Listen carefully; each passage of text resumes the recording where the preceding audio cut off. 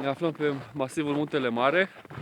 Am venit să documentez pentru proiectul Umbrele Verzi pădurea de molin din limita superioară, ce se află în proximitatea platoului. Acolo se întâmplă un fenomen deosebit. Molizii sunt complet înghețați, uneori luând forme asemănătoare cu siluetele umane,